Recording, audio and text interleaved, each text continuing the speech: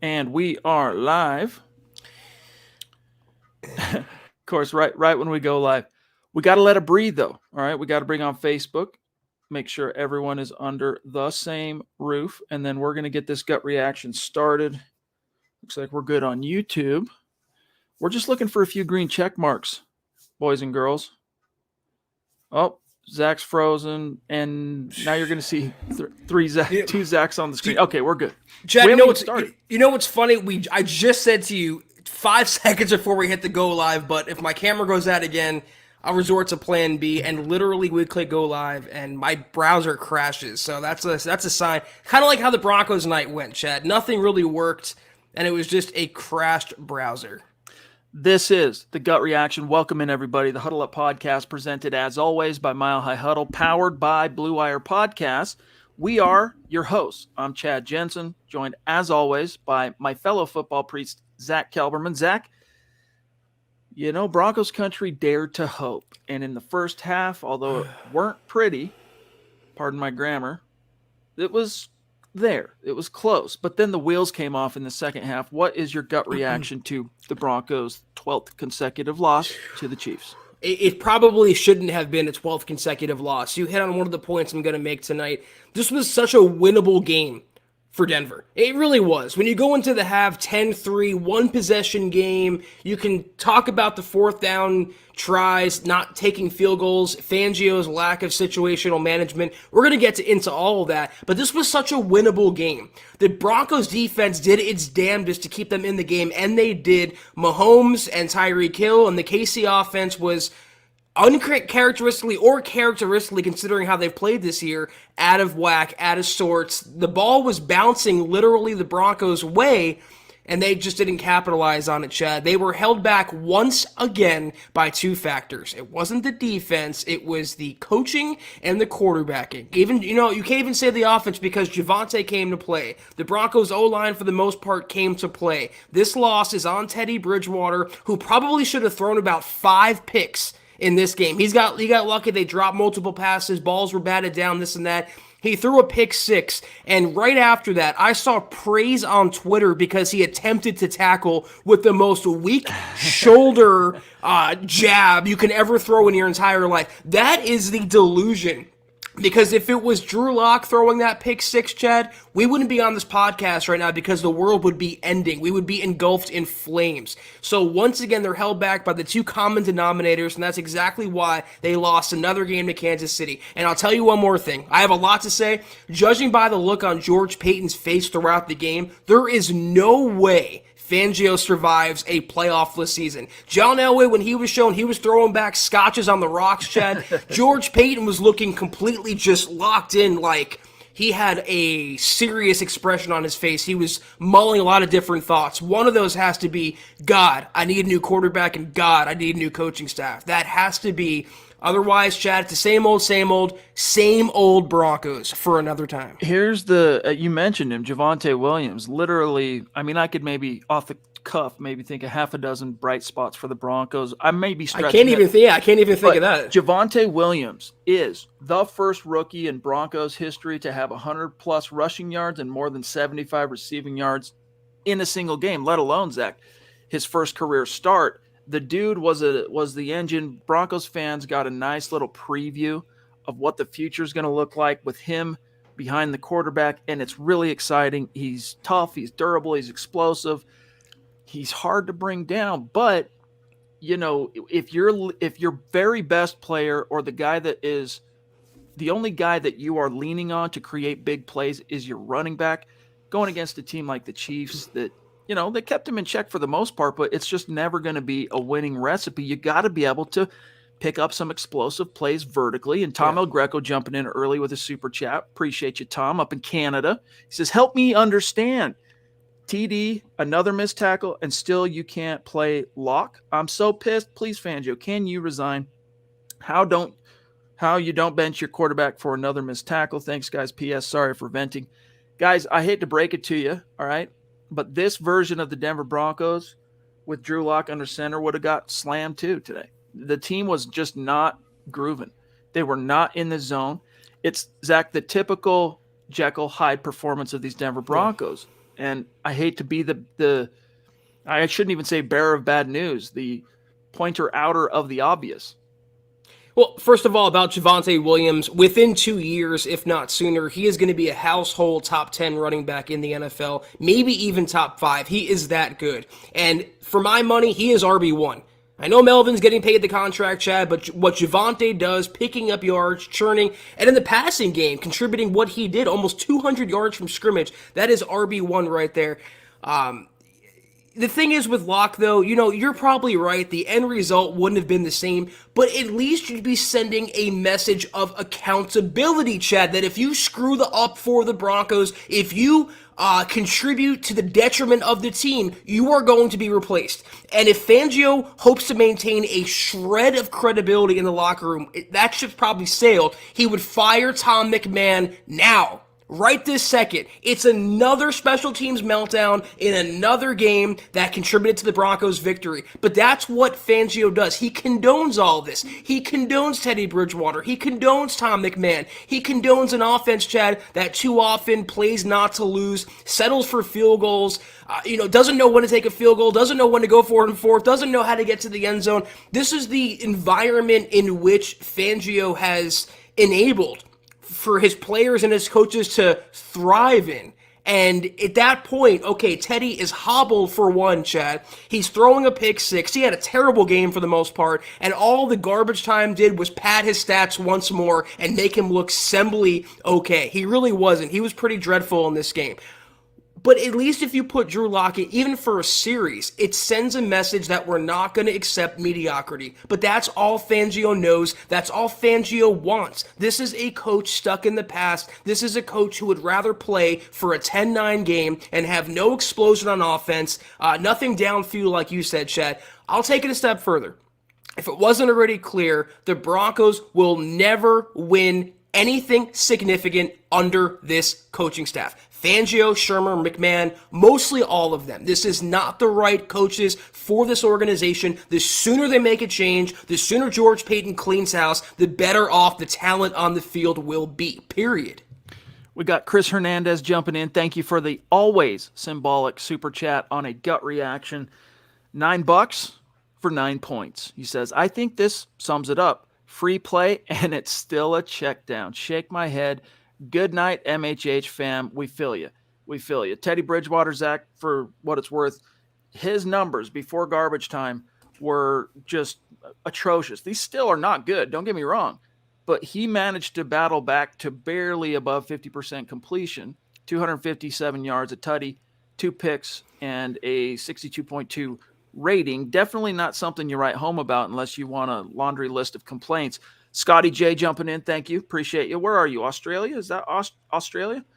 He says, can we say that the Williams Boone going forward in 2022? Yeah, you can, because they're both under contract. Melvin Gordon is not. Bye-bye. And Zach, Melvin Gordon has had a solid season as the team's kind of veteran RB1, as the team seems to kind of want to get its money's worth, I guess, right out of Melvin. They're paying him this season, so let's try and get some modest ROI. And he's been solid, but Javonte is a straight-up difference maker. Chad, is he worth $8 million, though? Is he that solid? We always knew he wasn't worth that, dude. That's the one. We got a lot of hate on that over the last 2 years, but it's the bottom line. I mean, if you're going to get paid $8 million, you better be doing what Javonte did tonight. Almost 200 yards from scrimmage, contributing in the running game, the passing game, and Javonte's making a fraction of that. And Mike Boone looked great today. He looked fresh, he looked explosive, dynamic. It's almost like they should have used him earlier this season instead of keeping him in mothballs. It's crazy. It's another sign that the coaching staff has no idea how to utilize the talent. Cortland Sutton and Tim Patrick, they pay these two receivers. They don't barely throw them the ball, definitely not downfield. Teddy has no chemistry with Cortland Sutton. And let me tell you something once more about Teddy's stats. 257 yards, 1 touchdown, 2 picks. Again, it should have been 4 or 5 picks. If that's the best your quarterback can do in garbage time with that enhancement added to it, you're never going to have a winning product. He has proven to be what he's always been, and that's a backup level quarterback. And his flaws, the fact that he's a backup is only heightened by the fact that he's surrounded by Vic Fangio and Pat Shurmur. It is the worst triangle love affair you can concoct in the NFL. Speaking of Teddy, Malachi Smith, appreciate that very generous super chat, my brother. Says, Teddy has no heart. He and Pat should be left in Kansas City. Pat Shurmur, of course. It's a waste of our receiving core. I'm not saying Drew Lock is the answer, but at least he plays with passion. Zach, Teddy Bridgewater, I mean, here's what it takes to succeed if Teddy's your guy, all right? Just like you saw in Dallas, just like you saw last week against the Chargers, literally everything else needs to be going right. If one component is off kilter, or if, heaven forbid, you expect to throw something on the shoulders of your quarterback and that he will be able to shoulder that burden, rise above it, carry the team, and go win a game, that's just not Teddy. And what's funny about that, Zach, is George Paton's definition of a franchise quarterback is literally that, a quarterback who can put a team on his back when needed and be the difference between a win and a loss. And, Teddy's been he's a stopgap guy. And again, you could have always gone to Teddy. We could go back down this rabbit hole a million times. I don't think Drew Lock, for what it's worth, as we've seen this year, I don't think Vic Fangio would have had the patience to suffer more than 1 or 2 games of anything even modestly questionable from the quarterback position before making a change. Like, they just decided, honestly, in the offseason that they were moving off Drew. Corey H., thank you, buddy. Really appreciate that. Extremely generous super chat. He says the defense was solid, but not great. Kansas City had drops and bad breaks on offense. For what it's worth, and I'm going to finish it, Zach, that was the most out of sync I've ever seen the Kansas City Chiefs against the Broncos with Pat Mahomes under center. They moved the ball pretty easily. We were lucky to be in this game. Teddy is horrid. I do not want to see another game with him. We are about the draft and free agency now. That's it. Hey, guys, I know those emotions are riding high, and right now, it's a little bit negative, and I feel you. We're right there with you.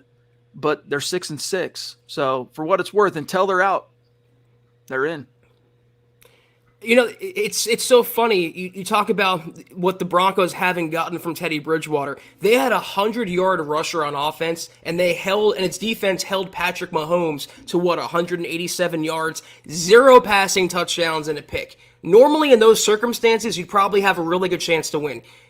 Conversely, for the Broncos, they lose by 2 scores when those factors are added in. So that really goes to show you they're not getting anything from their coaching. They're not getting anything from their quarterbacking. To your point about everything going perfect, Chad, that might happen against the Jets, the Jaguars, the Giants, teams like that. That's not going to happen against a playoff caliber team. And even if the Broncos backed into the playoffs, they're banking on the fact of everything going right for them in a playoff game. That's their definition of a franchise quarterback, or at least the guy holding afloat a potential playoff team.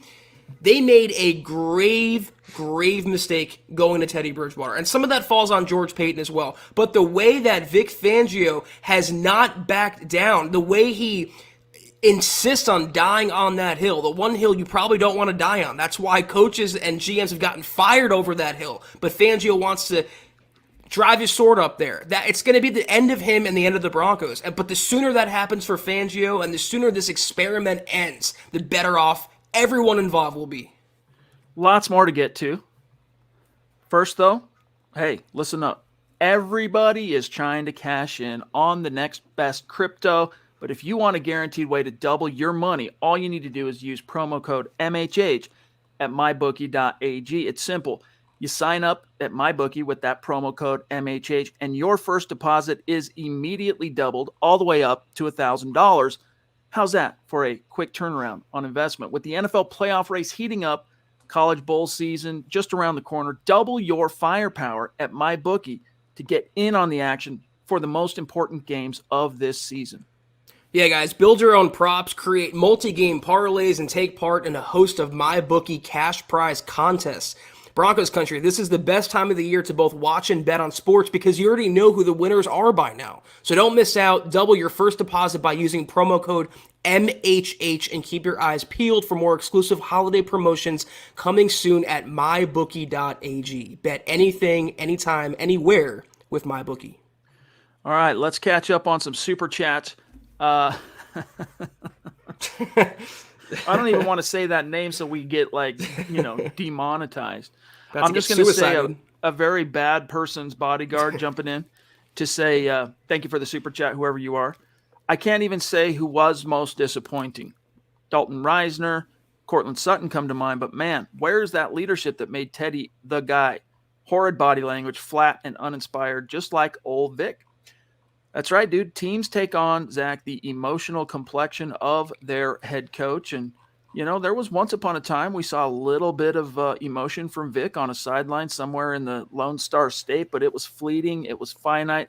It wafted away like a fart in the wind. $727 million, and then I'm going to serve this over to you. He says, tired of the coaches, tired of Teddy. I don't want to see him the rest of the year. It was that bad today. I'm good. I feel you, big dog, but listen to me. Vic Fangio, unless George Payton comes down from on high and strong arms him to make a quarterback change, Vic is not moving off Teddy Bridgewater.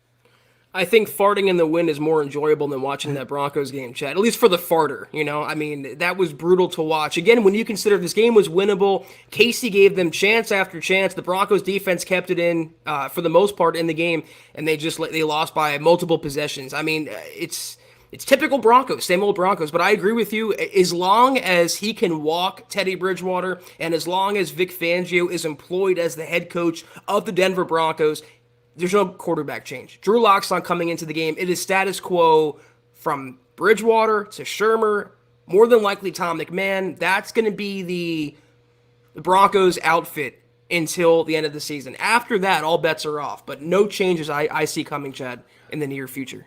Against the Chiefs, there is no margin for error. And you know what? Because you had gotten an interception, you could have maybe lived with one giveaway.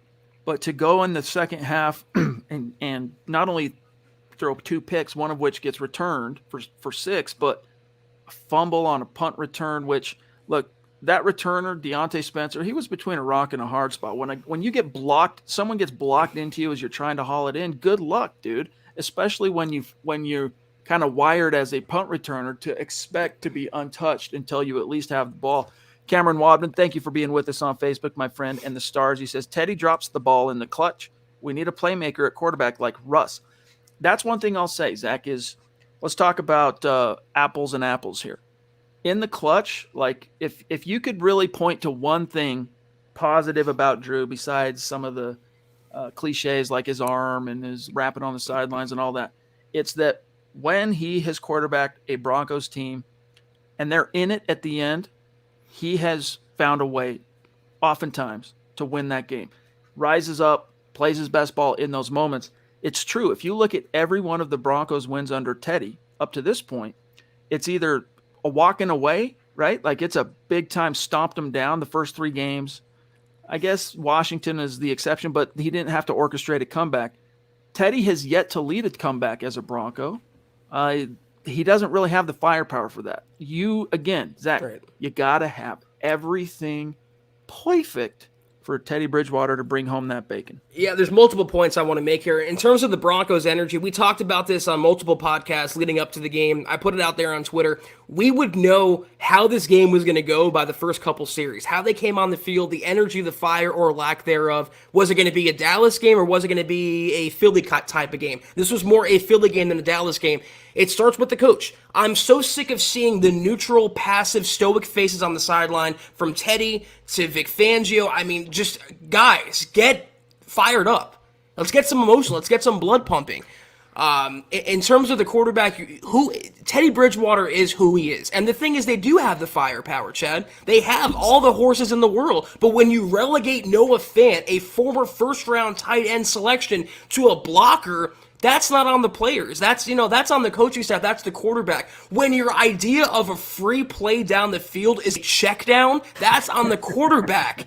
So, I mean, as long as they have that mindset in the building, nothing is ever going to change. And that's who they are. And that's what we have to accept them to be. They are fakes. They have shown who they are by now. They're not playoff contenders. They're playoff pretenders. One more thing about Deontay Spencer, to your point, did he not see Caden Stearns barreling down, about to run into him? Was he not looking like 2 feet in front of him? He is the most overrated returner in the entire NFL. He does not deserve a roster spot, and the Broncos erred by getting rid of Trinity Benson and keeping Deontay Spencer around. He contributes nothing. Andrew Lampy, good to see you, big dog. Thanks for the support on Facebook. as always. And we're going to grab your comment here. Just bear with us one sec. First, I just want to give everybody a quick update. We are now on day 5 in this month of December.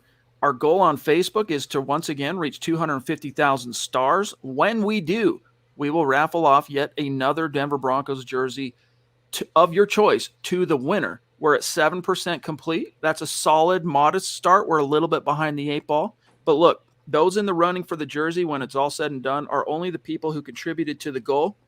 And here's your top ranking real quick. Surprise, surprise. Andrew Lampy at the top, Shane Daniels, Travis Weber, Andrew Baker, Lawrence Rivera, Pete Middleton, Tim Hoffman, Joe Spaeth, Mike Reno, and Miguel Santisteban. Almost? Maybe. I don't know. Andrew says, well, that was fun. Oh, well. Ant will come up tomorrow, and it's one more day closer to Fangio's last day. I don't know what that typo. Sun will come up. Yes. Maybe. Yeah, I mean, I don't think you need to be quite that fatalistic yet. Just because the Broncos are 500, they're now right in the middle of a bunch of other 500 AFC West. The Raiders, what are they now? I'm going to look it up. 6-6, I think. Raiders are 6-6, right? So the Broncos 6-6, Raiders 6-6, Chargers 7-5, Chiefs 8-4. But yes, we feel you, Andrew. Vegas has the tiebreaker though, the head-to-head, because they beat the Broncos. So technically they are still in it. But how could you have once again? We're right back to the same conversation post-loss, Chad, in the gut reaction. How could you have any confidence going forward that the Broncos are going to pick up another win, let alone make the playoffs, win 3 or 4 more games? They have Detroit next week. Detroit won a game today. I wouldn't even say that's a gimme game for the Broncos. If they don't show up, they're going to get beat by the Lions. And then what? I mean, then you still have another game with Kansas City. You have more divisional games against the Chargers. You have the Bengals. I mean, it's not going to be easy for the Broncos to crack the playoffs. They needed this game badly. This was a first-place divisional showdown in prime time, arguably the biggest Broncos game since Peyton Manning hung up his cleats, and that's the performance we get? Please. That's what's so frustrating, Zach, is the stakes were real this time. Not to say that a Week 4 game against the Chiefs early in the season, for example, has no stakes, but if you lose, you've got the vast majority of your season still to come, and you can overcome it. You can find a way to make up for it as the season marches on. This game in particular, you had first place in the AFC West on the line, and you get, once again, a very tepid, emotional. I mean, the Chiefs, I hate saying this. Like, I cringe. The hackles on the back of my neck rise, Zach. The Chiefs live in the Broncos' head. Rent free. Miguel says, what's up, fellas? Not calling for Locke, but Teddy was the reason we lost. He was definitely one of the biggest perpetrators behind this loss, Zach. It's not even rent anymore, Chad. It's a full-blown mortgage. I mean, when you lose that many games in a row, I don't care what Fangio says. There is a psychological detriment to it. And I just want to point out, James, what's crazy about what I'm saying here? I mean, the Broncos are indisputably a better team than Detroit. I'm not saying they're going to lose, but if they come out flat, emotionless, if they play like they did, Teddy Bridgewater's throwing pick sixes, they're not going to be in for a good result. Even if they beat Detroit, does anyone have any confidence right now that they can make a run and go through the division games they have left and crack the postseason? And even in that, let's say that happens. Does anyone out there, does one Broncos fan on the face of the planet right now think if the Broncos cracked the wild card round, they would advance? Because if things have to be perfect for this team to win, they're going to lose badly. That's not crazy. That's been reality for this Broncos team the entire season now, James. The way it is. Shane, good to see you, big dog. He says, Pookie should be the starter going forward.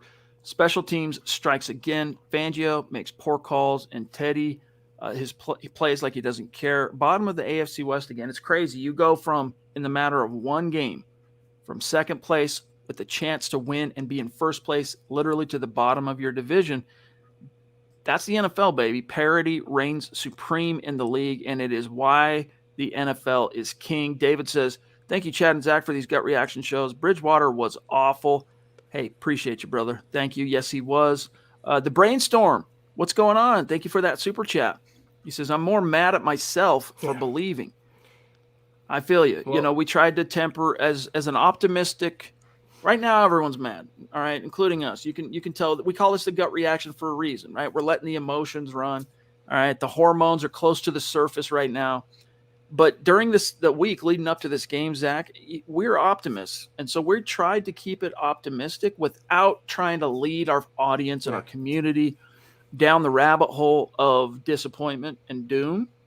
But that win and against the Chargers and having the stakes be first place in the AFC West, Broncos fans were like, hey, Mile High Magic. This wasn't it, Mile High, but still Bronco Magic. Like, this is where, the key moments of this franchise, when push comes to shove, they rise above. Not with this coaching staff and not with this quarterback. Yeah, you fool me once, shame on you. Fool me 4 times, shame on me. I couldn't pick the Broncos again, Chad, in the round table. I don't think you did either.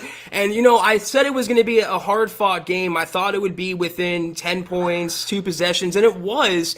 It's just so unfortunate because it was winnable. It was there for the taking, and they could have won going away. And I see a comment in there. It's kind of a obvious point, but you switch Andy Reid with Vic Fangio, the Broncos win by 4 touchdowns. I agree with that. Probably. If only they could. And it's that age-old question as a fan. Is it worse to lose a close margin game or worse to get blown out? I think the former. But, Zach, if Andy Reid's coaching these Denver Broncos, who's under center tonight? Probably Locke. Probably Locke. Lawrence says, we got to look for something that can beat our division rivals twice each year. We have 3 of them, and these are the most important games. And until we do, we will not see another playoff run. We have 6, bro. I mean, 2 times, I guess, 2 times 3. But, yeah, dude, it's bad. The Broncos right now, with this 5.5-year slide, you're seeing a lot of historical outliers get turned on their ear. Now the Broncos trail the Chiefs all time in terms of wins and losses. It's not good how they've matched up to the Raiders. Zach, at least in those first 4 seasons, all right, post Super Bowl 50, they would at least split with the Raiders. They got swept last year. They got handled this year in the first matchup. Not looking good. Zach, ZZ jumping in. What's up, buddy? At this point, are we surprised? I laughed out loud at that pick 6. Tom McMahon must have some pretty incriminating photos of Vic to still have a job. You know what? But he's got the excuse, Zach. Vic, what do you want me to do? We got a rookie safety playing, blocking gunners. Please. That, run into the returner. What am I supposed to do? It's like, well, coach him up, big dog.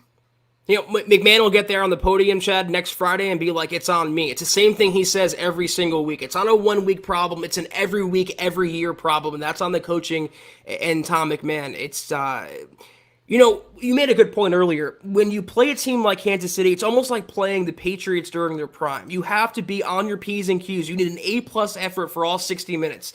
Well, throwing a pick 6 and the special teams miscues, which directly led to points, that's not playing 100. That's not playing on your P's and Q's. You're never going to win a game that way, less of all at Arrowhead against a division rival with first place on the line. If that's what they're giving us with those stakes, Chad, again, how could you have any confidence at any game going forward? Michael, good to see you. Albert, good to see you. And Scott brings up a good point on that Deontay Spencer return. Say what you want about the flukiness of that punt return, but he never called for a fair catch, and that's the first mistake. It's not being coached into him. And I want to grab BNS, longtime member of our community. He says, Priest, when will Peyton finally just pull the trigger and play lock? Why not? Up his trade value, if anything. Garrett Bowles played well. I was stoked on Bowles. # all pro Bowles. Bowles had the one penalty. What was it? A bad formation or something. Anyway, that dude was locked down, and I loved seeing that. That's the version of Bowles you need in order for this offense to have a shot. It was good to see. And Massey played pretty well at right tackle as well. Except for that pick 6. Yeah, well, I mean, everyone. I don't know. Teddy was making throws in this game where I don't know he was throwing the ball to. I mean, for the most part, we've seen such bad right tackle play over the years that qualifies as a good game for Massey. I thought Miners played really well in the running game. So there were small highlights to it, but it was completely overshadowed by the coaching and the quarterbacking as per usual. Tim Hoffman, what's up, buddy? He says, Teddy is a dud. How did our receivers not get at least 2 passes? Freaking ridiculous. The offensive play calling was weak. Let me look at that real quick. Let's see. You had Jerry Jeudy, 4 catches for 77. Javonte, 6 for 76. Noah, 4 for 33. Albert, 3 for 21. And then Sutton, two receptions. Ooh. Patrick, 1. Chad, you pay two receivers big contract extensions, and then you draft another one in the first round, and your leading receiver in a game is your running back. Mm-hmm. Make it make sense, please. You can't put any lipstick on this pig. Savage Boy Kev on Twitch says, want to know what's crazy, guys? Drew Lock was the only Bronco standing on the sideline rooting on his team. I don't know about that, but I've told you, just like last week, there was that funny meme. The only way Drew Lock can help his team or whatever, right? And he's rooting on the sideline as Surtain returns one to the house. But he is a team guy. He does care about his team, and he's very in the moment, even when he's on the sideline. Miguel says, it's like they're scared to play. Case. They are scared. That's what I'm telling you. Emotionally, they can't get their focus right. They can't be loose. They can't come out and play with confidence and just swagger because they're so uptight. If you've ever had to perform live, whether as like a speaker, all right, maybe you were in a band, maybe you were a singer or an athlete. Some people get that stage fright, Zach, right? When the lights go on, what was a very talented guitar player that was freaking Shreddy Krueger, all of a sudden the lights go on and there's people watching and he's all thumbs on the guitar. And you're like, dude, at band practice, you were killer. What's going on? Something about that for certain people, right? It's hard to overcome, and it takes repetitions and exposure to it to kind of overcome it. The Broncos, it's almost like a stage fright thing. Anytime they pull the Chiefs on the schedule, they come out, they're stiff, miscues because they're so stiff, Zach, because they're so wound up. You got lapses in discipline, you got lapses in scheme assignment. Raj, and then I'm serving this back to you. Did you like the 4th and 2 play call? No. I hated it. Don't run up the middle unless you got a fullback or extra tight end to block. You know what? We hated the call. I know you sacrificed how many goats to get the 4th downs that you did to get you to that 4th down, Zach. But you got to a point where you could take some points now. Take the points. You were on the field for 39,000 minutes on that drive. Get some points out of that sucker. I hated the play call, if only because the play clock was winding down, like 2 seconds were left, and Javonte was in the backfield, like waving to the sideline. He was completely confused. Call a timeout there. But if that's the best that Pat Shurmur could dial up, a Javonte Williams run right up the middle, like Kansas City never saw that coming, Chad, with the only offensive playmaker they have. I mean, it just once again speaks to the lack of creativity in this Broncos offense and on this Broncos team. And to your point about stage fright, I mean, I could speak for myself. When I first started podcasting or doing live videos, if I look back on that right now, I'd be cringing. I mean, physically cringing. You do get better with repetition, but when you're loose and you're having fun, you're not thinking about it. When you're not thinking, you're just doing. You're just playing, so to speak. There was the one criticism about Paxton Lynch all those years ago. He was playing inside his own head. He wasn't just playing football. And when the Broncos play loose and have fun, you see games like Dallas. When they don't, when they're uptight, when teams are in their head and they play, and they're conscious of their own selves, you see results like tonight. All right, let's grab Mike Reno. What's up? I could not believe the second half of this game. Teddy did exactly what I hoped he wouldn't do, but he did. Special teams nightmare, interceptions, which there could have been more, and terrible coaching as usual. Zach, you could not be more correct. And we also have this one here from Zach Phillips saying, did Teddy complete a pass over 10 yards? I know there was at least one, that one to Judy that kind of got things cooking in the second quarter where they got their points, right? They got that first 3 points. Beyond that, I can't say for sure. I'll have to look into it. Isaiah 1127, good to see you, big dog. All these weapons, and we can't get him the ball. I'm so done with the play calling and wasting the talent away. Shurmur, Teddy have to go. Javonte, PS2, again, we're studs tonight. Thoughts? Yes, we've talked quite a bit, Zach, about Javonte.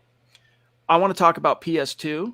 I want to talk about also Quinn Miners, who, there's the occasional cringe moment when he's in pass pro. Tonight, I thought he was mostly solid, but we'll see upon further review. This is going off the television broadcast, but PS2 gets another heads-up interception. There's that one play that he kind of went for the breakup instead of making the tackle that would have stopped a third down conversion early on in the game. But other than that one lapse, PS2 was solid. And, dude, I just love seeing Quinn Miners 15, 20 yards downfield, trucking dudes and pushing piles. Like, he's just hungry for more. This is a guy that is constantly looking for work.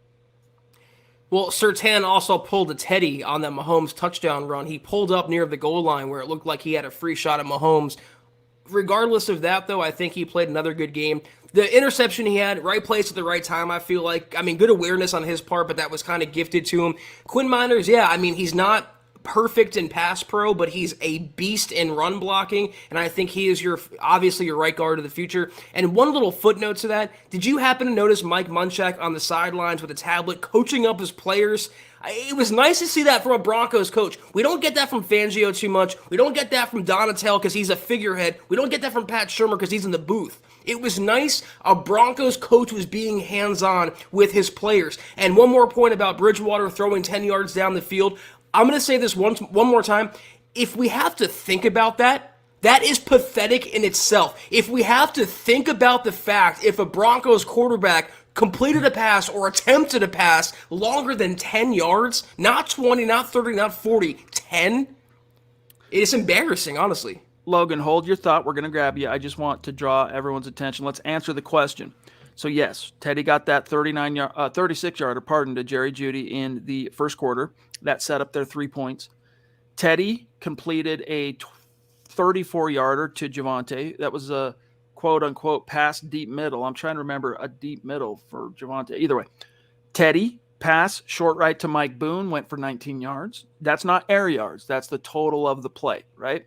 Let's see. Teddy passed deep middle to Jeudy for 19. So Jeudy got 19 and 36 from Teddy. And then Mike Boone, from there you got a 13-yarder, Zach. You got another 13-yarder and a 12-yarder. So the only one that I would honestly, Zach, feel comfortable classifying with as a vertical shot Jeudy, yep, was that first one to Jeudy. Everything else, dude, was nickel and dime. That's how Teddy lives. And Logan says, hey, guys, this is my first time donating and commenting live. Hey, welcome, big dog. Appreciate you.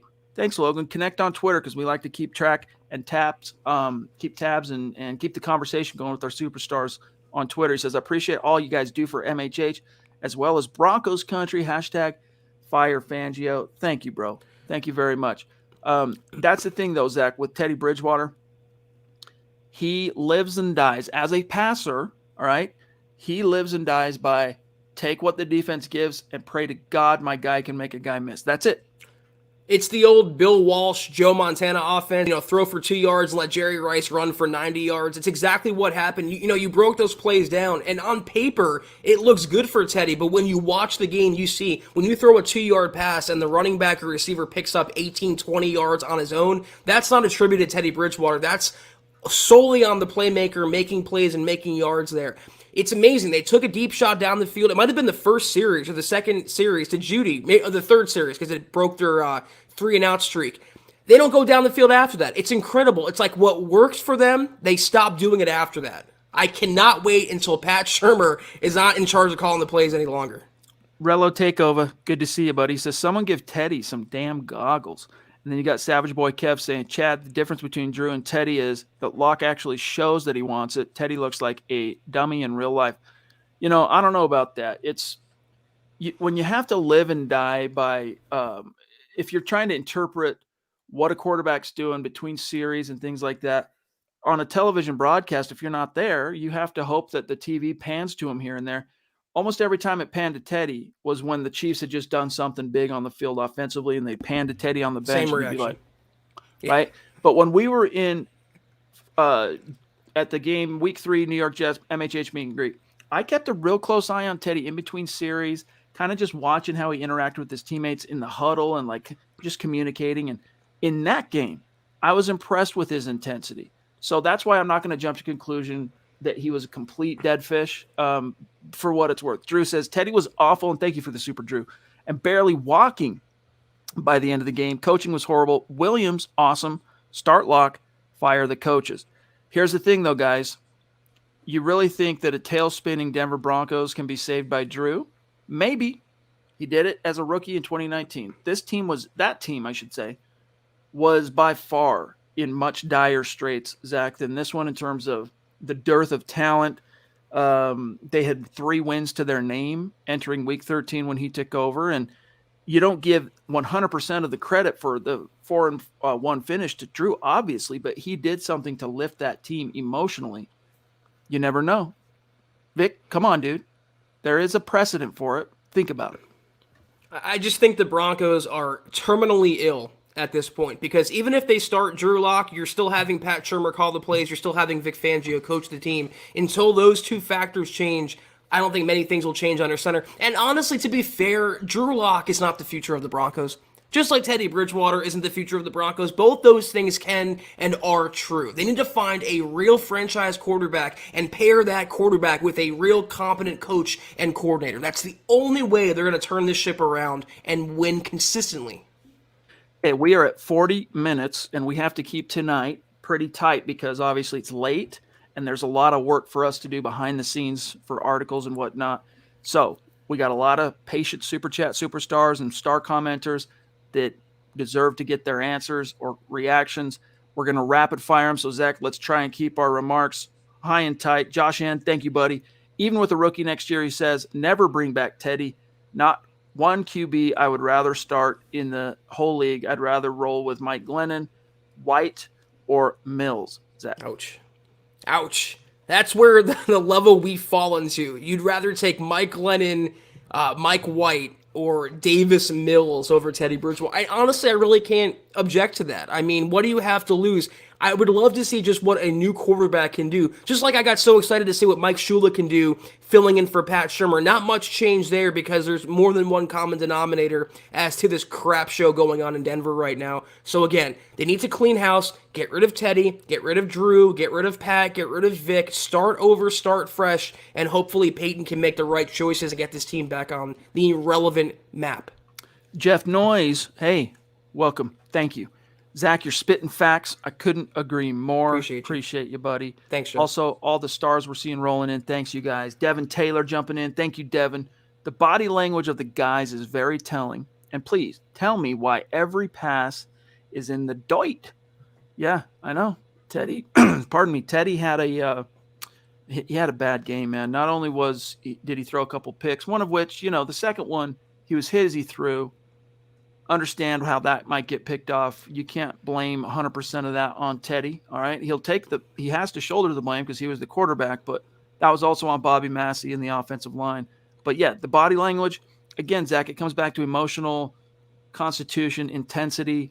The Broncos go flat right when they step on the field against the Chiefs, or Zach, if it's directly following a win. We know that next one, it's going to be flat. I just don't know what people expect. I mean, you have Fangio with his arms crossed. You have Teddy Bridgewater, who doesn't even own a television. And you have Pat Shurmur, who looked like he hit up a dispensary in Denver when he's up in the booth chat. Totally confused, dazed and confused look on his face. They take on the complexion of those around them. Their leaders are the coaches and the quarterback, and all of them are flat, passive, and stoic. That's why. Kenny Young can only do so much for the energy factor. Will Davis says, why is Fangio afraid to make changes as needed? It's just an orthodoxy, Zach, that NFL teams in general, and Fangio is particularly observant of this orthodoxy I'm about to hit on you, or drop on you here, Zach, which is when they sketch out a plan A, they don't move off that plan A unless the plan A has basically failed them completely. And by that I mean, because coaches, they're wired to take losses in season in stride, especially, Zach, if you're still in the hunt, right? So they go, well, I'm not coming off. That was ugly. We got our butts kicked tonight, but we're not coming off plan A because technically it's working. We're still in the hunt. That's how they think. It takes more of a risk taker, more of a guy that is a little bit more creative, innovator. Vic Fangio, none of those things. Well, Chad, you broke the news to me today because the Panthers and Matt Rule, on their bye week, they fired Joe Brady, their OC, who a year ago was getting head coaching interest around the NFL. So the fact that Fangio won't even fire his special teams coordinator, who for multiple years now has been deserving of his pink slip, is a direct indictment on his lack of fortitude, I shall say. And it's almost like some people get too comfortable in a job, in a relationship, in a partnership, friendship, whatever, and they love the comfortability factor. They don't want to take a step outside of that. They don't want to dip their toe in the water. That's how Vic Fangio strikes me. He's comfortable in this bubble right now that he's put himself in with Pat Shurmur and Teddy Bridgewater. And until he's gone, That's not going to get burst, that bubble. John says, bag and tag them. The coaching staff is cooked, need Pickett or Strong at quarterback. Peyton's demeanor was calculation. Who should this team target for head coach? Zach, has your list of top candidates pre-season starting and what it is today changed? Well, I mean, it's basically up-and-comers versus a few retreads like Dan Quinn or Doug Peterson. And I still would go for the up-and-comer. I still like Brian Daboll. I still like Kellen Moore. I still like Eric Bieniemy. Obviously, Joe Brady's on a candidate now. Maybe someone like Joe Lombardi over there with the Chargers. They put up 41 today on Cincinnati, who the Broncos have to play in a few weeks as well. So I still want an innovative mind. I really don't care who it is. They have to meet two qualifications for me: offensive background and creative, forward-thinking mind. Please, please. We're seeing some big stars from Shane Daniels, Miguel, Tim, Mark, Andrew, David Wilder, Mike Reno, Travis Tarbox. Thank you, guys. Keep it coming. Plum Bob, what's good? And thank you for that super sticker, my friend. Plum Bob says, just straight up disappointing. Yes, indeed.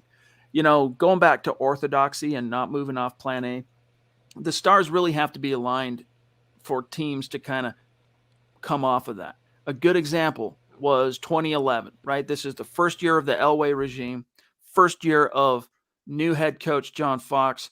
They have an open-ended ticket at that point. They got a 2 to 3 year window where they can get things cooking, step on a rake here and there, and fans and media aren't going to be too harsh because, they got a little bit of that honeymoon period.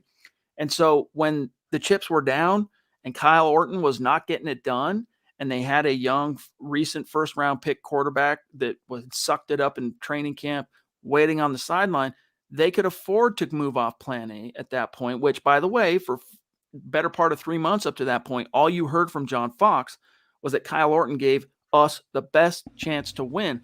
Then they finally moved off it. They innovated a little bit. They took a risk because they could afford to, or they felt like they could afford to. Vic Fangio does not feel like he can afford to do that. Kobe says, dink and dunk offense. Pookie showed heart, but no points to show for it. He did get a tutty. At least we locked down our wideouts for Teddy to just look seriously. at. Yes, indeed. Again, I don't know why they paid them millions upon millions in guaranteed money combined, Sutton and Tim Patrick, for them to pretty much be decoys for Alberto, somewhat of Noah Fant, and Javonte Williams. That was the Broncos' passing attack comprised. And again, you wonder what this offense can do with a better coach, a coach that would utilize the talent to their full potential. Because again, when you have those receiving threats and your leading receiver in a game like this is your running back, something is off right there. To your point that you made before, Chad, John Fox is a much better coach than Vic Fangio, and Kyle Orton is a much better quarterback than Teddy Bridgewater, as far as I'm concerned. Gustavo, what's going on? He says, Teddy will not get us anywhere. He is the safe option. And yes, Zack Kelberman just said Kyle Orton is better than Teddy Bridgewater. Still threw 2 picks. Yes, he did. Yes, he did. Clado Tornado, what's good, buddy? He says, guys, I'm done. I'm very sorry, but I'm not watching another game till changes are made. I can't take it anymore. My love of the game has been zapped. I feel you, but this too shall pass. All right, this sucks. We feel you. This too shall pass. We'll be here to get through it together, big dog. Naj says, Zach, and thank you, Naj. That's so generous, my friend. Thank you. Love the passion and heart of the defense. Unbearable and sickening. We've lost 12 in a row to those guys. It's a bad joke.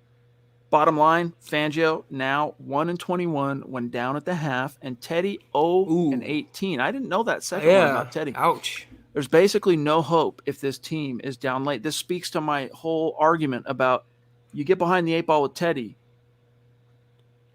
death nail. Put a fork in it. It's you're done for. I think it was after the muffed punt, the Chiefs could have went for the kill shot, but they took a really conservative third down play call because they knew 13 points was enough to beat the Broncos. They knew it might as well have been 113 points. And those stats right there are fireable and benchable offenses. 1-21 and 0-18. To your point, it shows you that unless things are 100% perfect, you're never going to win with this head coach and quarterback combination. And in today's NFL, things are rarely perfect. In fact, you need the head coach and the quarterback to help make things perfect. That's the whole beauty of it. And the Broncos right now don't have either of those. Dr. Steve Brule, MD, thanks for being with us, my friend. He says, had enough of Teddy when the team needs him. most. He sulks on the bench. That's not a leader. That's a coward. Great guy, not a good QB. I don't know. I'd call him a coward, but his the body of evidence is hard to. The last 3-4 games has been hard to refute that, but I still would pause from saying that myself.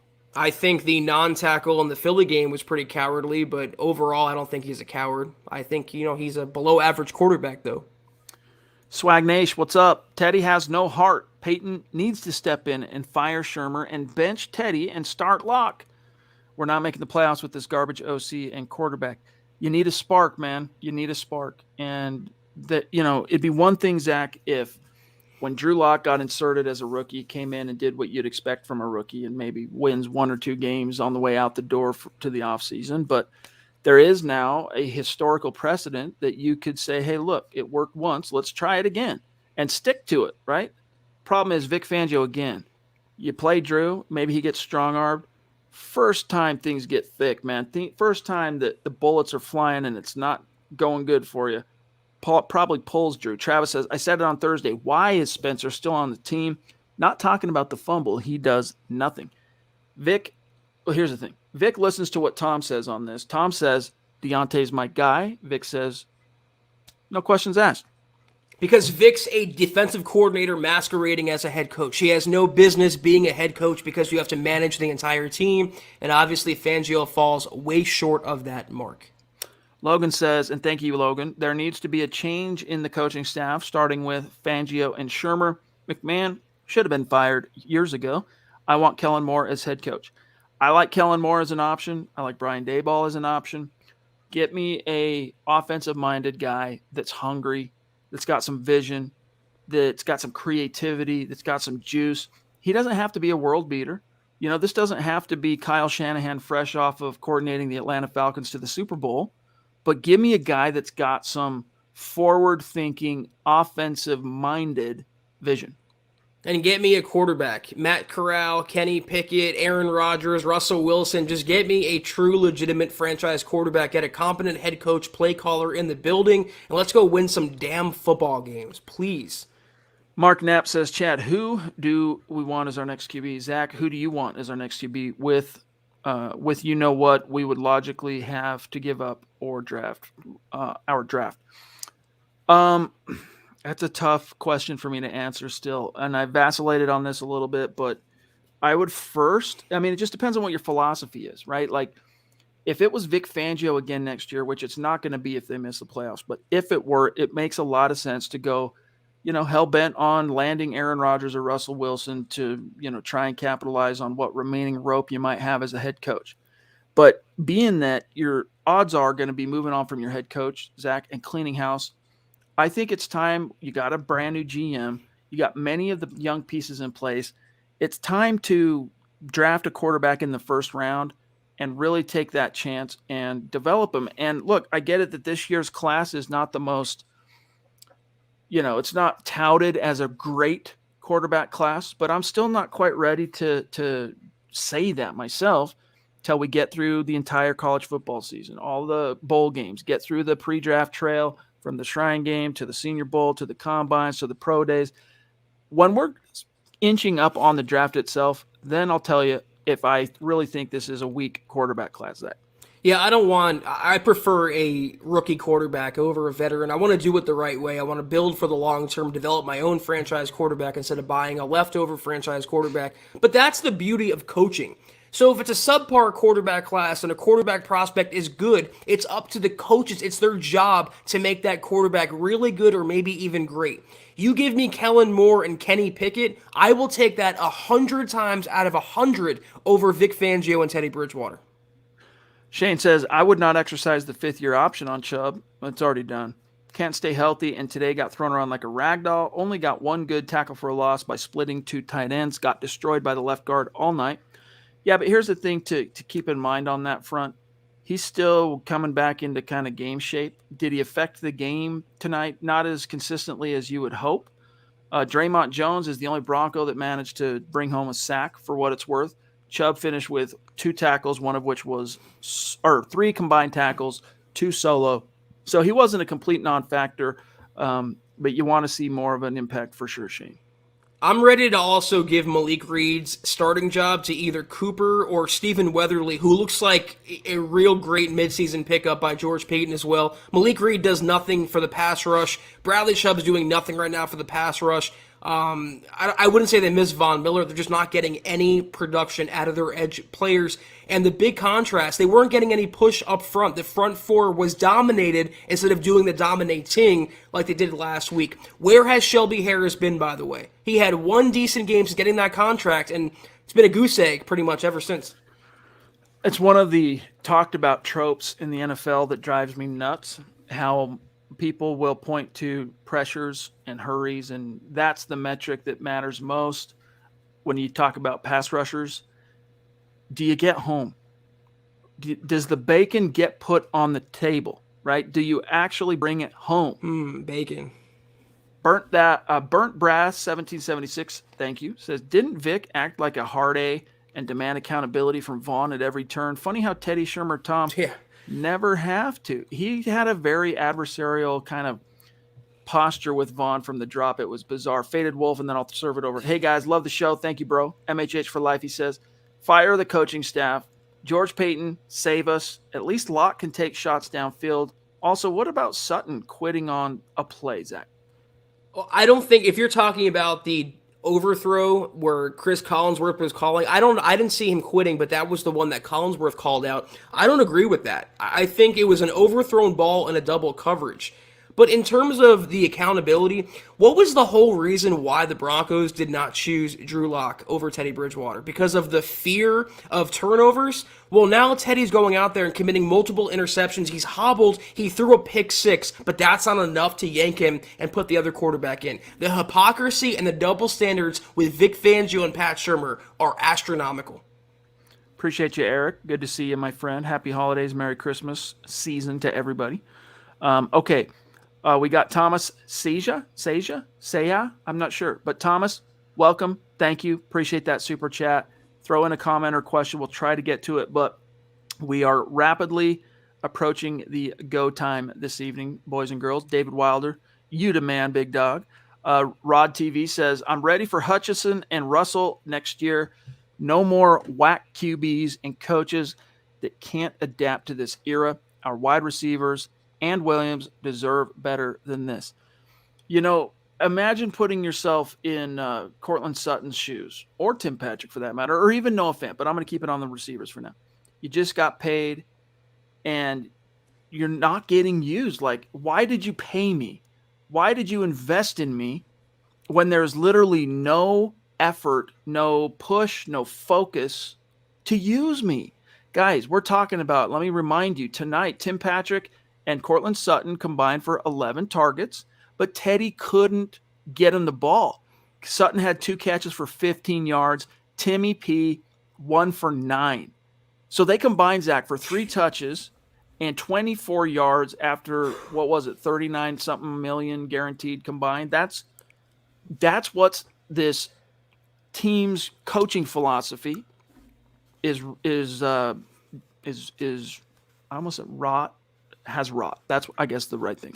I mean, any word you want to use that's negative would apply here, Chad. The thing is, though, what's so in vogue in the NFL right now is throwing a deep ball, and if the receiver doesn't get it, more than likely he will be interfered with. And how many times did we see Cortland Sutton do that? He's either mossing you or drawing a DPI. What about for Tim Patrick? One of the best catch radiuses in the league, one of the surest pair of hands in the entire NFL. You don't dial up one deep ball, you throw nothing down the middle, everything is a check down. Even the Broncos' free plays are 2-yard swing passes. I mean, it's really embarrassing. It's pathetic. Appreciate you guys. Tom says, up in Canada, can anyone ask Fangio and Oppressor why he can't stand Locke? Like, really? I want to know. Yeah, dude, if anyone's going to ask that question, it's going to be Darren McKee of The Fan. He'll probably get to it at some point. Donald Netanyahu says, watch how some in Denver media try to sell us more hopium to further this loser mentality. That's why I like Chad and Zach. They call it like they see it. We want this team to win, guys. We do. We want to see this team succeed. But sometimes you got to call a spade and just be upfront and honest with it. And, it is what it is. Zachary Miller, appreciate that super chat, my friend. Thank you. Steve Hearn, what's going on, Steve? Been a minute. He says, Herbert can tackle on a turnover. I'm done with Teddy. Hey, at least Teddy threw his shoulder this time, though, Zach. I mean, Barely. Glass half full. It was like, that's the most I'll do. I mean, he obviously he saw the criticism and he wanted to dispel that by showing he's some team player, but it really wasn't much of an effort. If you see Herbert, he made a tackle like freaking Patrick Willis out there. He would start in the Broncos inside linebacking core right now. I'd love to see that from Teddy, but he is who he is, and we have to accept that for the last 5 games, however many it is. Okay, guys, we're really about out of time, so we got to rapid fire these supers. Base Gay says, after seeing Peyton's reaction in the game, Shermer will be a goner. Didn't Peyton throw shade at Shermer before? Thoughts on the Joe Brady firing? Shade, I mean, not really, dude. I can't think of a time that he threw shade. But yeah, Shermer's going to be gone. Right alongside Vic Fangio and Tom McMahon and Ed Donatello when Peyton fires everybody. But the Joe Brady thing, I mean, he just wasn't cutting the mustard. That wasn't a good fit under, what's his name, Matt Rule there in Carolina for what it's worth. I still think Joe Brady's got some juice. Yeah. He's not a guy that I would be considering necessarily come in and you maybe interview him and see what his philosophies are. Like if I'm the Broncos, man, I'm casting a very wide net. I'm at least talking to a lot of potential candidates because this one's got to be right. I would hire Joe Brady as QB coach tomorrow. I'm not hiring him to be the OC or the head coach.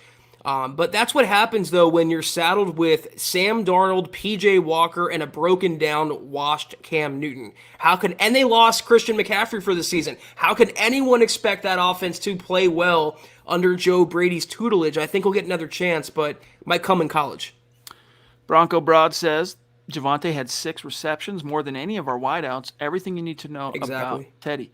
Oh, yeah, man. And a part of that, too, I mean, I'm not making excuses for Teddy, but a part of that was how the Chiefs were playing him coverage-wise. They were willing to leave that outlet, that little safety valve, wide open every single time. And so Teddy is a quarterback that's always going to take what the defense gives him. And a lot of times that can serve you, but there have to be those critical moments in the game where you take a chance and you push the ball vertically, and Teddy just doesn't do that, Zach. He can't. I mean, I'm convinced that he cannot throw past a certain distance, Chad. He is physically incapable of doing so. I don't know why you would pay 2 receivers to not use them. Makes no sense. None. Burnt Brass again, thank you, buddy. 2 years ago, I sent you guys a super chat joking that I busted out Madden just to cut McMahon. I remember that super chat now. Was it the same handle? How the hell are we still here, he says. Shake my head. Touche, my friend. Twilight Zone. Touche. All right, we're about out of time. We got, let's see, there's Burnt Broad. Let me see what Scott's saying here. Yes. All right, guys. I think we're caught up, or maybe we're not. Let me double check because I don't want to leave anyone hanging. But while you do that, let me highlight this comment from K-Hop. Apparently, Fangio threw the defense under the bus in his press. You got to be kidding me. You got to be kidding me, K-Hop. The one bright spot, other than Javonte Williams in this game, he's blaming. Yeah, that's one of the downsides to the gut reaction is we can't watch the pressers when we're talking to y'all. We'd rather talk to y'all and then get the pressers information later. So thank you when you leak that information to us, though. We need it. Logan Moore says, there weren't many bright spots tonight, but Javonte is the real deal. A show. I'm a huge North Carolina fan, and when we drafted him, I knew he'd be special for us. PS2, D-Roy, hashtag MHH for life. There's a good shot, man. That's what I was saying last week is we started getting the questions, hey, does PS2 have a shot at Defensive Rookie of the Year? And we said, look, with what remains in the season, he needs to have another 3-4 games, maybe 3, I'll say, of similar production like you saw against the Chargers. Not necessarily 2 picks, but making impact plays, picking off passes. He's got to be in that vision of people that make this decision, Zach, when the highlights run on Sunday night of what happened or Monday night, you're seeing PS2 consistently make big splash plays. That's how he can get there. I think he's got a really good shot right now. But the other thing we said, the other prerequisite, the Broncos had to win. They don't show highlights of losers, Chad. I mean, right now, I think D-Roy is Micah Parsons' honor to lose, and right now the Cowboys are 8-4. Broncos are 6-6. And the winning team and the winning player, the player that has the cachet and the name value and the team name value will get the award. But we all know within a year or so, PS2 will be an All-Pro. It wouldn't surprise me if PS2 doesn't get D-Roy and gets a Pro Bowl. Like, he's been a stud. Clayton Merrick, thank you, buddy. And by the way, shout out to the 684 people that are still with us live at 10:30 at night Mountain, 12:30 Eastern. We have Broncos fans from all over the world in our chats every single night because Broncos country is not a geographic location. It's a state of being. And so we know many of you, it's super late. Clayton says only one, really one play action pass. When you're running the ball that good, shake my head. Was it really only one play fake? You got to be shiznitting me. Wow. I remember one specifically. Again, if we have to think about that, if we have to think about the fact that did the Broncos call more than one play action in a game, is just an abomination. Fireable offense.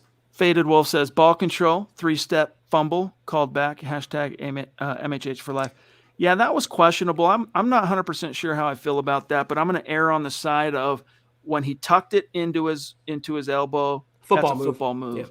So Jeffrey says, in Vic's presser, he said Teddy did a lot of good things, and the rest of the team needs to play better. Why can't he be honest? Because he hitched his star to Teddy. Yep. And when Vic hitches his star to a player, and it's rare, but when he goes out on Front Street, jumps the shark and says, I love this cat, he's dying on that hill. When the chips are down, he's dying on that hill. And it's a semi-admirable, he's loyal to his guys. Teddy quickly became his guy, and that's just the way he is, dude. I mean, his impotent explanation the next day, Monday morning, after Teddy's, the tackle that never was, right? That whole PR crap storm. Vic's reaction to that was so canned, was so slack jaw, limp wrist that it's very disappointing, but it tells you where his heart is. He's going to take the bullets for the guy. That's just the way justified or not, I don't think it is justified, but that's just Vic. K. Shoguki, tough loss. I know, dude. I remember now. It's your birthday. Happy birthday, bro, but that sucks. This too shall pass. And happy birthday. I hope you had a great day. The thing about Fangio and Teddy, if he criticizes Teddy or says he played bad, it's really a reflection on Fangio for picking Teddy Bridgewater in the first place. So his ego and his pride will not allow that. And we're starting to see why John Elway took an affinity toward Vic Fangio. They both have egos that could fill Dove Valley completely, Chad. So if he says Teddy was the wrong choice, he's really saying I made the wrong choice. If he says Teddy played bad, the quarterback that I picked played bad and contributed to this loss. He will never admit that. He's going to die on that hill until there's nothing left. Doug, love you. Appreciate you, buddy. Guys, that's going to do it for tonight's Huddle Up podcast, this gut reaction. Zach's going to do our goodbye rundown, and I'm going to pull up how he finished on Facebook, but much love and respect to each and every one of you. Guys, real quick, you guys deserve so much better. I want to just say that in Broncos country, the last 5 years or so have been dreadful, and we thought maybe we were turning a corner with this game, with this season, and it's more of the same old Broncos. I feel so bad for Broncos fans. Again, they deserve so much better. But that was the Huddle Up podcast. Be sure, until we see you guys next time, which is tomorrow. It's today on the East Coast, but tomorrow on the Mountain Time zone. Follow the pod on Twitter at HuddleUpPod. Follow the main account for all your Broncos news, analysis, rumors, reaction, film breakdowns, and more at Mile High Huddle. You can follow Chad on Twitter at Chad and Jensen. You can follow myself at Kelberman NFL. Follow Scott on Twitter at Scout Kennedy. Right now, go to huddleuppod.com and get your swag on. Get yourself a hoodie like Chad's wearing. Get yourself a football pre-shirt like I'm wearing. A hat like Chad's wearing. All that at huddleuppod.com.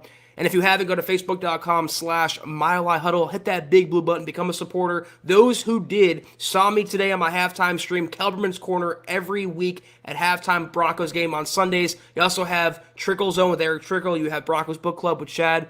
$5 a month, I promise you. Slow Getting Up. That's the book he's going over right now. It's well worth it. Mile Huddle, hit that big blue button. Also, facebook.com/MileHuddlePod, like that page. And if you haven't, go to Apple Podcasts and leave your football priest a 5-star review for a chance to win some swag, like a hoodie, hat, whatever, each and every month. But if you can't do any of those things, we ask you to do these 3 things that take literally 5 seconds. Subscribe, like, and share this video and every video you see on the MHH channel. Helps us grow and reach more Broncos fans just like you. Yes, it does. Appreciate each and every one of you. And shout out to these top star senders on Facebook: Shane Daniels, Miguel, Tim, Mark, Doug, Mike, Andrew, Jeffrey, David, Travis, Cameron, Claude, Eric, Quentin, Raj, Jason, Patrick, Lawrence, and Will Davis. Love you guys. Mile high salute to all of our Super Chat superstars. We'll do an update tomorrow night on the Aftermath to let everybody know where things stand on Super Chat for the jersey giveaway for the month of December. But as Zach said, keep your chin up. We'll see what this week has to say about the rest of this season. It's going to be fun. Lots of content to get to, though. Lots of news notes we got to break down. So keep milehighhuddle.com bookmarked. Keep your chin up. Get some sleep tonight. We'll see you tomorrow. I kind of have a feeling it to be more of the same this coming week, but take care, guys. We'll see you tomorrow for the Aftermath podcast of the Huddle Up Pod. Take care, and as always, pains me to say, go Broncos.